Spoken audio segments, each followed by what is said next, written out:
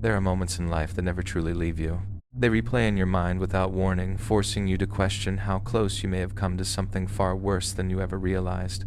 I am sharing these experiences for one reason alone. If even one person becomes more aware of their surroundings because of what happened to me, then reliving these memories is worth it. The first incident happened only a few years ago, while I was traveling through North Carolina with my father, who has spent most of his life driving long-haul trucks. I had joined him for several days because I planned to earn my CDL in the future and wanted to experience life on the road firsthand. We drove from Georgia, delivered our load the following morning, and stopped at a highway rest area to get some sleep before the scheduled delivery. The parking lot was packed with 18-wheelers. Their engines hummed softly in the darkness, creating an almost hypnotic background noise. Every truck represented someone asleep after countless hours behind the wheel. It felt oddly comforting knowing so many people were nearby, but appearances can be dangerously deceptive. My father climbed into his bunk almost immediately and was asleep within minutes. I've always been a night owl, so while everyone else rested, I stayed awake scrolling through my phone until around 2 in the morning. Eventually, I decided to use the restroom. Since I assumed nobody else would be inside at that hour, I grabbed my electric razor as well. I wanted to clean up my mustache while I had privacy, something I normally only did at home. The restroom itself was unusually quiet. When you walked through the entrance, it split into 2 identical sections. One extended to the left, the other to the right. I stepped into the left side. The fluorescent lights buzzed overhead, giving everything an unnatural pale glow. The entire room felt sterile and lifeless. Except for one man. He stood near the urinals. He was enormous. At least 6'4", broad-shouldered, and significantly older than me, probably somewhere in his late 30s or early 40s. At first, nothing about him seemed alarming. Rest areas are full of travelers stopping for the night. I walked into a stall, finished using the restroom, washed my hands, and prepared to leave. That's when something caught my attention. The man hadn't moved. He was still standing exactly where he'd been when I entered. Then, almost as if he had been waiting for me to finish, he slowly unzipped his pants and stepped toward the urinal. Something about the timing made my stomach tighten. It wasn't enough to convince me anything was wrong. Not yet. Trying to ignore the strange feeling creeping into my mind, I crossed into the restroom on the opposite side and stood in front of the mirror to line up my mustache. 10 seconds passed. Maybe 15. Then I saw movement behind me. The same man walked into the second restroom. That was the moment every instinct inside me began screaming that something wasn't right. There was absolutely no reason for him to leave one restroom only to enter the other seconds after I did. He wasn't looking around. He wasn't searching for an empty sink. He walked directly toward me. Slowly. Deliberately. When I reached into my pocket and pulled out my razor, everything changed. He froze up. Not casually. Not naturally. He stopped dead in his tracks. His expression shifted into something I still struggled to describe. It looked like surprise, or disappointment. Like whatever he expected to happen suddenly wasn't going according to plan. My heartbeat exploded. Every survival instinct I had came alive. I forced myself to keep trimming my mustache, pretending nothing was wrong. Inside, however, my thoughts were racing. Don't panic. Don't look scared. Don't turn your back. Watch him through the mirror. Without breaking eye contact for long, he slowly drifted toward another urinal. He pretended to unzip his pants. Pretended. Even from several feet away, I could tell he wasn't actually using it. Instead, he kept staring at me through the mirror. His eyes never seemed to blink. Then he gave me a slow nod. For a split second, I debated ignoring him. Instead, I nodded back. Not because I trusted him. Not because I wanted to acknowledge him. I simply didn't want him realizing that I understood how abnormal his behavior was. Predators often look for fear. I wasn't going to show him any. Seconds later, he stepped into an empty stall. Curiosity got the better of me. I glanced toward it. What I saw instantly sent chills down my spine. He wasn't using the stall. He wasn't sitting down. He wasn't even moving. He stood perfectly still in the back corner. His body remained frozen. His eyes were wide open. And he was staring directly at me. Not blinking. Not speaking. Just watching. It felt less like looking at another traveler and more like locking eyes with something wearing a human face. I quickly looked away and continued pretending everything was normal. Nearly half a minute passed. Then, he emerged again. He returned to the urinal. Again, he only pretended to unzip his pants. Again, he looked toward me before facing forward. By then, I had finished shaving. I gripped the razor tightly in my hand. It wasn't much of a weapon, but it was all I had. To leave the restroom, I had to walk directly past him. Every step felt impossibly slow. I could feel him watching me. I never turned my head. I never broke stride. I simply kept walking until I finally pushed through the restroom door. The instant I stepped outside and saw the security cameras mounted above the entrance, I finally allowed myself to breathe. The man never came after me. At least, not that I saw. I hurried back to our truck where my father remained asleep, completely unaware that anything had happened. I texted one of my closest friends. About 20 minutes later, he replied. After hearing everything, he suggested something that, looking back, probably wasn't very smart. He told me to video call him and return to the restroom. For reasons I still can't explain, I actually did. We walked through both restroom sections together over FaceTime. The man had disappeared. I showed my friend exactly where he had been standing. The urinals. The stall. Every strange movement. After several minutes, I left once again. As I stepped outside, something else immediately caught my attention. Behind the truck parking area sat a separate lot for passenger vehicles. Only one car remained. A red sedan. Its headlights were on. The bright beams pointed directly toward the building. The moment I turned my head and looked at it, the headlights switched off. Instantly, the entire parking lot disappeared into darkness. Because of the distance and lack of light, I couldn't see whether anyone was inside. Maybe someone had simply parked. Maybe someone was leaving. Or maybe the man from the restroom had been sitting there the entire time, waiting, watching. I'll never know. Nothing else happened that night. We completed the delivery the next morning, drove home, and life continued as though nothing had happened. I never told my father. He had only recently trusted me enough to go places alone, and I knew that if he heard this story that freedom would disappear overnight. For years, only one friend ever knew what happened. Even today, I still replay that encounter. The man didn't look homeless. He wasn't visibly intoxicated. His clothes were clean. His beard was neatly trimmed. Everything about his appearance suggested an ordinary traveler, which somehow made the entire experience even more disturbing. Because ordinary people don't follow strangers from one restroom to another. They don't pretend to use urinals. They don't stand silently inside empty stalls watching someone without blinking. And they certainly don't react with visible disappointment the moment that person reveals they might be capable of defending themselves. To this day, one question still haunts me. If that razor had remained in my pocket, would I have walked back out? That terrifying experience permanently changed the way I move through the world. Now, I constantly scan my surroundings. I avoid isolated rest stops whenever possible. And I never assume that a crowded parking lot means I'm safe. Sometimes danger doesn't reveal itself through violence. Sometimes it simply watches, waiting for the perfect opportunity. I thought that would be the closest I would ever come to something truly sinister. I was wrong. Years later, another series of encounters would convince me that predators don't always hide in abandoned buildings or empty alleyways. Sometimes they hide in the middle of crowded cities where hundreds of people walk past them every single day without noticing anything unusual. I am now a woman in my early 20s, and I have spent my entire life living in New York City. The subway system, late-night buses, and long walks home have always been a normal part of my routine. My commute is exhausting. 2 trains, a 30-minute bus ride, then a 5-block walk through poorly lit residential streets. After years of doing it, the journey became automatic, until 2 nights shattered that sense of normalcy forever. The first happened aboard a subway train. I slipped inside just before the doors closed and remained standing beside them. Music played softly through my headphones. Everything felt routine. Then I noticed someone staring. A homeless man sat several feet away. His lips were moving. At first, I assumed he was talking to himself. Then I realized he was looking directly at me. When I removed one earbud and quietly asked what he had said, his entire face twisted with anger. He shouted an insult at me so aggressively that the entire car seemed to freeze. Heat rushed through my body. My heart pounded so violently I could hear it over the train itself.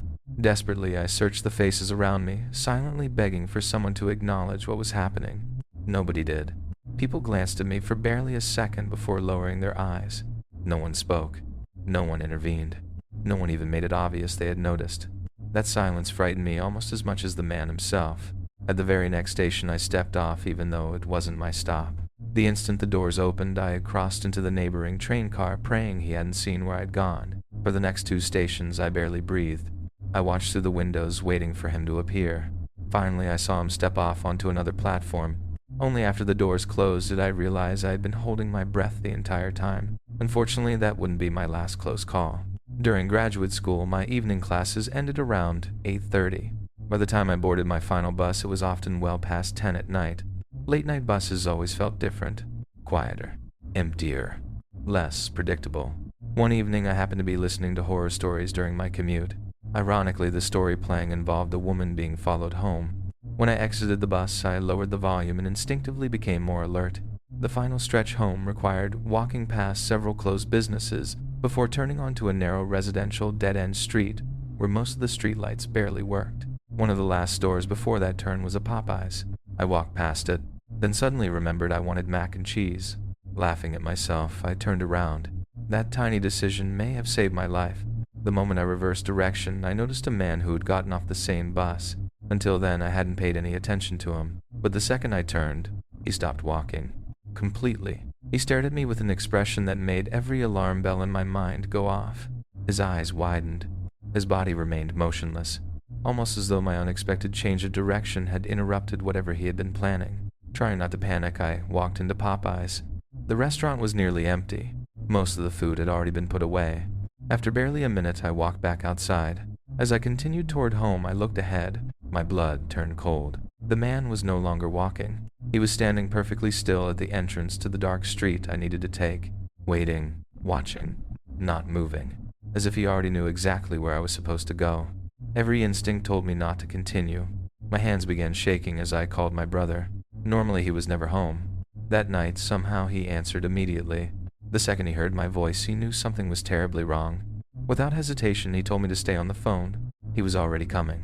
Knowing he was on his way gave me just enough courage to keep walking. I turned onto the dark street. I passed the waiting stranger without making eye contact. For one brief moment, everything became silent. Then, behind me, I heard footsteps. The footsteps behind me were real. At first, I tried to convince myself that I was imagining things. Maybe he was simply walking in the same direction. Maybe it was just a coincidence. But then I heard his pace change. He wasn't passing me. He wasn't falling behind. He was matching my speed. Every step I took, he took. The empty street suddenly felt much smaller. The darkness around me seemed heavier, almost like the entire neighborhood had gone silent just to listen. Then without warning, he spoke. His voice was low and unsettling. He quietly told me that he loved me. My entire body went cold. I didn't know how to respond. Those words didn't sound like kindness. They didn't sound like affection. They sounded completely out of place, coming from a stranger following me down a dark street at night. After that, he began mumbling other things under his breath. I couldn't understand most of what he was saying, but I didn't need to. Everything about the situation felt wrong. Every instinct I had was telling me the same thing. Get away. At that moment, I made a decision. The dark street was no longer an option. I turned around and walked back toward the area with more lights and people. I stopped outside a nearby liquor store, hoping the presence of others would make me feel safer. Because I lived in that neighborhood, I recognized many of the people who usually spent time around those stores. They were familiar faces, people I had seen countless times before. I looked around desperately, hoping to recognize someone. Anyone. Someone who could make me feel like I wasn't completely alone. But that night, every face was unfamiliar. And then, the man approached me. Again. He started asking if I needed help. Over and over. He insisted that he could help me, but while he spoke, he kept moving closer, slowly, deliberately. I immediately told him no, not once, not twice, several times. My voice was clear. I wasn't asking for assistance. I wasn't confused. I wasn't lost. And yet he continued. That was the moment I realized something important. Sometimes the danger isn't someone who ignores your words. Sometimes it's someone who hears your words perfectly and chooses not to respect them. If he had truly believed I was someone who needed help, he would have stopped the moment I said no. But he didn't. He kept approaching. Then I noticed something strange. He was wearing latex gloves. At the time, the world was still adjusting after COVID, so seeing someone wear gloves wasn't completely unusual. But something about it immediately bothered me. It wasn't cold outside. He wasn't wearing a mask. If he was truly being extremely careful about germs, why only the gloves? Why this one specific thing? It felt unnatural, out of place, like a detail my mind was desperately trying to understand because everything else already felt wrong. Then he started repeating something over and over. You need to go home. Again and again. The way he said it wasn't comforting. It wasn't advice. It felt like pressure, almost like he wanted me to leave that area. Almost like he wanted me to walk back down the same dark street where I had originally been heading. A few moments later, he finally entered the liquor store. The second I saw him move deeper inside, I didn't hesitate. I turned the corner, and there he was, my brother, walking toward me. The relief that hit me is impossible to describe. The entire encounter probably lasted no more than 5 minutes. 5 minutes. That's all. But when you are trapped inside a moment where your instincts are screaming that something is wrong, time changes. Seconds feel like minutes. Minutes feel endless. Later, when you replay the memory in your mind, it seems so short. Almost impossible to understand how much fear could exist inside such a small amount of time. But when you're living through it, every second feels like an eternity. And that night was only one of many moments that taught me how quickly an ordinary evening can transform into something terrifying. The next story I am about to tell is still one of the most frightening experiences of my life. Even today, years later, I remember every detail. Not because I want to, but because some moments become permanently engraved in your memory. This happened when I was 19 years old. I am almost 26 now, yet I can still picture everything clearly. The strange thing is, I still don't fully understand what happened that night. To give some background, I grew up in a fairly large city in southern Europe. My neighborhood was completely ordinary. There were small houses, residential buildings, quiet streets, and families who had lived there for years. Nothing about the area seemed dangerous. There were no abandoned buildings, no isolated areas, no places that gave people reason to be afraid. In fact, I knew most of my neighbors personally. It was the kind of place where you could walk outside and recognize familiar faces, a place where I'd always felt safe, almost too safe. At that point in my life, my routine was painfully predictable. University lectures during the day, studying at home, preparing for exams, sleeping, then repeating the same cycle again. Weeks would pass where I barely had time to see anyone outside of school. I was constantly busy. But one Friday, something unusual happened. My parents decided to visit relatives in another city. They planned to leave that afternoon, spend Saturday there, and return sometime Sunday. For the first time in a while, I had the entire house to myself. For many people, that might not seem like a big deal, but when you're young, there's something exciting about having complete freedom. No schedules, no one asking where you are, no need to worry about disturbing anyone. I had always enjoyed being alone at home since I was a child, and this weekend felt like the perfect opportunity to invite my friends over. Because of university and studying, we rarely had the chance to spend time together anymore, so I called them. They agreed immediately. The plan was simple: order food, play video games, talk, relax, just enjoy one normal night together. But before the weekend officially started, there was one thing I had completely forgotten. That Friday evening was the annual geography quiz at my university. I had already promised my classmates I would participate, so skipping it wasn't really an option. Besides, I had nothing else planned that evening, and honestly, I like those kinds of competitions. I've always been naturally good at geography quizzes. Not to sound arrogant, but I enjoyed testing my knowledge, so I went. At first, everything was completely normal. My university friends and I formed a team of 6 people. There were 10 teams competing in total. The student hall was packed, much more crowded than I expected. People were laughing, talking, sharing food and drinks. The atmosphere was energetic and relaxed. For a few hours, I completely forgot about studying and exams. It felt good to simply enjoy myself. The competition continued smoothly, question after question, round after round, until finally, the last question arrived. Then came the moment everyone was waiting for: the results. To my surprise, our team finished second place out of all 10 groups. We received a small award, took a group photo, and celebrated our achievement. It was a perfect ending to a great evening. But eventually it was time to go home. My friends and I said goodbye and went our separate ways. I hurried toward the station because I needed to catch the final subway. The city where I lived didn't have trains running all night, which was always inconvenient.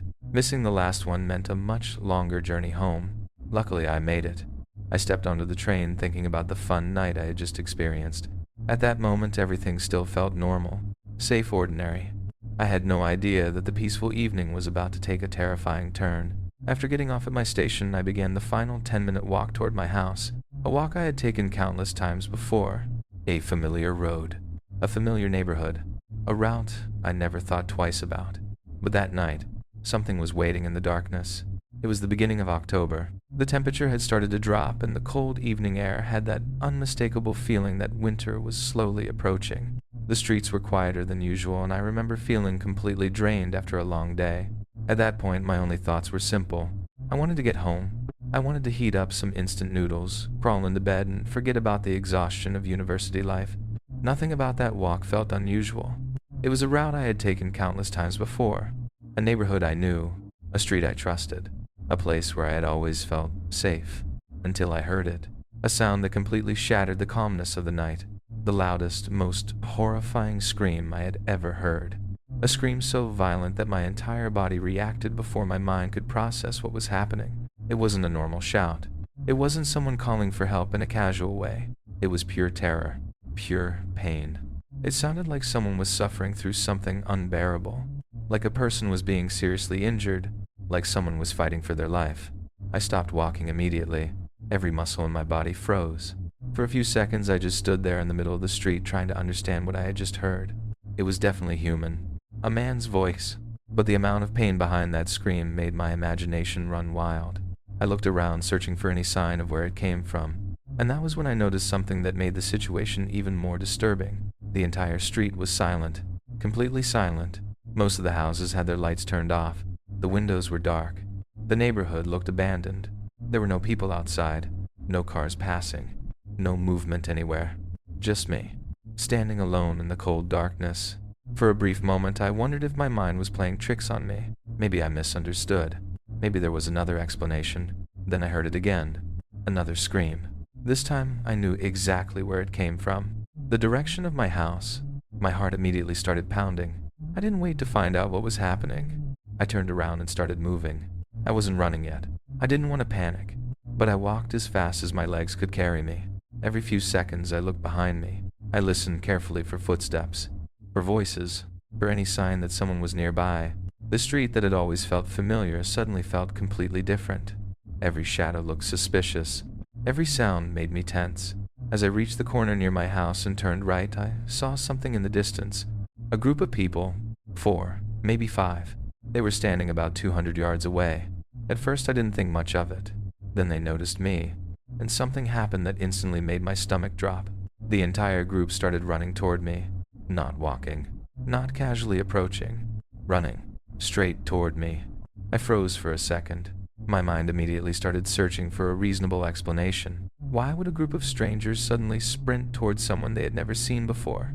What possible reason could they have? But before I could find an answer, my instincts took control.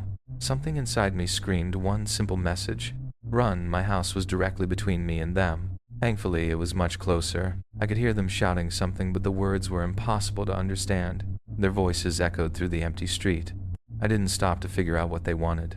I pushed myself forward. Faster. Faster. I reached my front door and desperately grabbed my keys. And then, in the worst possible moment, they slipped from my hand. They hit the ground. The sound felt unbelievably loud, like the entire world had gone silent just to hear that one mistake. For a second, panic completely took over. I picked them up with shaking hands. But before opening the door, I made one final decision. I looked back. I needed to know who was chasing me, and what I saw confirmed that running had been the right choice. The group looked exactly like the kind of people you would fear encountering alone at night. Their clothes were dirty. Some looked torn and damaged. Their appearance was rough and unsettling. They continued moving toward me while shouting things I still couldn't understand. I didn't wait another second. I unlocked the door, rushed inside, and immediately locked it behind me. The moment the door closed, I leaned against it. My breathing was uncontrollable. My heart was racing so hard it felt like it was trying to escape my chest. And then reality hit me. I was alone. My parents weren't home. Nobody else was inside. If those people tried to force their way in, there was no one there to help me. That thought terrified me. I turned off the lights and stayed completely still near the door, listening, waiting, trying to hear anything happening outside. Every second felt painfully slow. I imagined footsteps stopping outside. I imagined someone knocking. I imagined the sound of the door being forced open. My mind created every possible nightmare scenario, but nothing happened. The silence returned. A few minutes passed, maybe more. I couldn't even tell anymore. Eventually, I slowly stepped away from the door. The fact that nothing had happened was comforting, but at the same time, it felt wrong. Too quiet. Too sudden. Deep down, I couldn't shake the feeling that whatever danger had appeared outside my house had not truly disappeared. I carefully walked toward the window and looked outside. Nothing. The street was empty. No people. No movement. Only the wind gently moving the branches of the trees. I checked another window near the kitchen. Again, nothing. Just darkness. Just an empty road. Still, I knew I couldn't simply ignore what had happened, so I grabbed my phone and called emergency services. I explained everything: the screams, the group of people running toward me, the fear I felt, the entire strange chain of events. But honestly, the response wasn't what I expected. The woman on the phone kept asking me the same question. Did I know those people? Did I recognize them? Had they actually harmed me? I understood that they needed details, but it felt frustrating, because the entire point was that I didn't know who they were. I didn't know what they wanted, and I had no idea what might have happened if I hadn't reached my house in time. Eventually, she told me they would send a police car to patrol the area and would contact me if they noticed anything suspicious. I thanked her and ended the call. Around 15 or 20 minutes later, I saw a police vehicle slowly driving through the neighborhood. It moved carefully down the street and passed directly by my house. Seeing it there finally gave me a small sense of relief. By then, it was far past midnight. I was exhausted, physically and mentally drained. Eventually, I decided to try to sleep. The next morning, I woke up hoping that everything from the previous night would feel less frightening in daylight, but it didn't. The questions were still there. What caused those screams? Who were those people? Why did they run toward me? And why did everything stop the moment I reached my house? I tried not to think about it too much. Later that day, my best friend called me. He told me that our other friend was feeling sick and wouldn't be able to come over. So instead of a group gathering, it was just the two of us spending the day together at my house. Before he left, I decided to mention what happened the night before. I didn't tell him every detail. I didn't want to make him worry too much. We laughed about it and tried to make it seem less serious. But even while joking, I could see the concern in his eyes. Because deep down, both of us knew something had happened that night, something that still had no clear explanation. And sometimes, the scariest stories are not the ones where you see what is chasing you. They are the ones where you never find out what was really there. My parents called me later that day. They asked the question every parent asks when their child is alone. Is everything okay? I paused for a moment. A part of me wanted to tell them everything. The screams, the people running toward me, the fear of standing alone behind a locked door in the middle of the night. But I knew my mother. I knew how easily she worried. If I told her the full story while they were still away, she would spend the entire trip home imagining the worst possible scenarios. So I swallowed my fear and simply answered, "Yeah, everything is fine." But it wasn't. Not really. I decided I would tell them everything once they were back home. At least then they would be there with me. That evening before going to bed, I became almost obsessive about checking the house. I walked from room to room. Front door, locked. Back door, locked. Windows, all closed. I checked everything twice, maybe even 3 times. It was strange because this was my own home, a place where I had lived for years, a place where I had always felt completely comfortable. But after what happened the night before, every small sound seemed different. Every shadow seemed suspicious. I tried to convince myself that the worst was over. I turned on a movie and sat down hoping to distract myself. Slowly, my mind started to relax. The movie pulled me in. For the first time since the incident, I began forgetting about the fear. Then about an hour later, I heard it. A loud bang. A sudden impact from outside. It sounded like something had hit the house, almost like someone had thrown a rock against the wall or window. My entire body immediately froze. I grabbed the remote and turned off the television. The silence afterward was overwhelming. I sat there completely still, listening, waiting, trying to separate reality from my own imagination. Had something actually happened? Or was my mind still shaken from the previous night, creating sounds that weren't there? Once again, nothing. No footsteps, no voices, no movement, just complete silence. And somehow that silence bothered me even more. I didn't know what kind of game was being played. I didn't know if someone was actually outside. But the fear slowly started transforming into something else. Frustration, then anger. I was tired of being afraid inside my own house. I was tired of feeling like I was waiting for something terrible to happen. So I carefully walked upstairs and looked through the window of my bedroom. My room was on the 2nd floor, facing the street.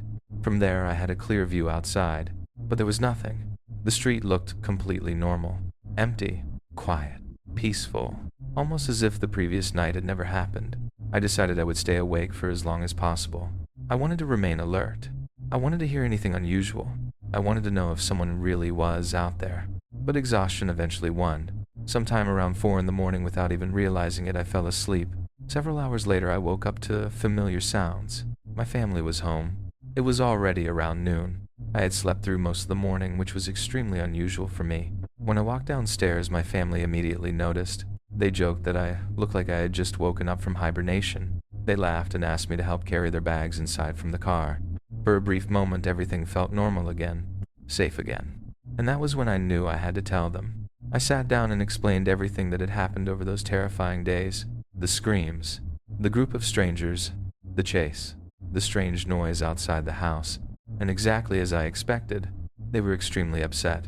They were worried. They couldn't believe I had gone through all of that alone. But more than anything, they were grateful that I was okay, that I had made the right decisions, that I had trusted my instincts. About a week later, we decided to install security cameras around the house, one facing the front, one covering the back. It was a simple decision, but it gave us all a little more peace of mind. Thankfully, nothing similar ever happened again. No more screams. No more strangers running through the neighborhood. No more unexplained sounds. But one thing never changed. I never received any update from the police. Not one. No explanation. No information. No answers. And even years later, I still think about that night. I still ask myself the same questions. Who were those people? Why did they suddenly chase after me? What caused that horrifying scream? Was there actually someone being hurt? Was that person a victim? Was he in genuine danger? Or was the scream part of something much darker? A calculated trick designed to make someone come closer, a way to lure an unsuspecting person outside only for them to become the next target. And what about the sound I heard the following night? Was it connected? Was someone still watching the house? Or was my fear simply playing tricks on my mind after everything I had experienced? I have replayed those moments thousands of times. I have searched for explanations. I have imagined countless possibilities. But the truth is, I will probably never know what really happened. Maybe there was a logical explanation. Maybe there wasn't. Some mysteries disappear with time. Others stay with you forever. And this is one of those memories that still follows me. Because the most terrifying part wasn't just what happened that night. It was the fact that even after everything was over, I was never completely sure what I had survived.